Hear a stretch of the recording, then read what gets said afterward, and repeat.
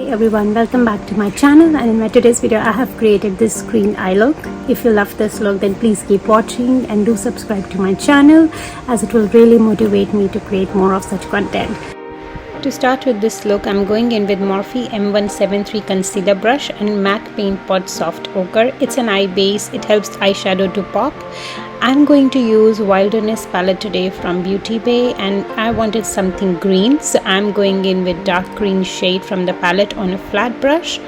I'm also using eyeshadow tape because eye tape helps to create that dimension for the wing. So I am going to trace along my eye tape, and using the darkest green shade I created a liner like line, and then I'm just blending that shadow towards my inner eyelid, bringing it slowly. You need to be very gentle so that you don't have any harsh lines. Next in, I'm going to use lighter green shade from the palette, which is Leaf, and I'm using a small blending brush which is from Morphe again, and it's M506 because it's a small blending brush, so it blends the shade really beautifully with precision, as I wanted green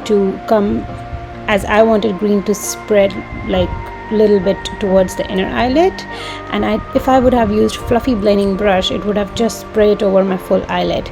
Next in, I am going to use another transition shade for the green, which will be a little bit medium green shade, and now you can see I'm using a fluffy blending brush. Again, it's from Morphe, and I wanted this shade to spread evenly on my upper crease. Next in, I'm going to use white shade from the palette under my brow bone, and this will help my brow bone to pop. Again, I'm using a beautiful green shimmer from the palette, going from the darker green to the whitish green and creating that transition from darker to lighter. And I'm using a sponge because sponge really helps pigment to pop. And in the bottom eyelid, I'm again using the same color scheme, and I'm using Morphe M506 brush because it really gives me a lot of control.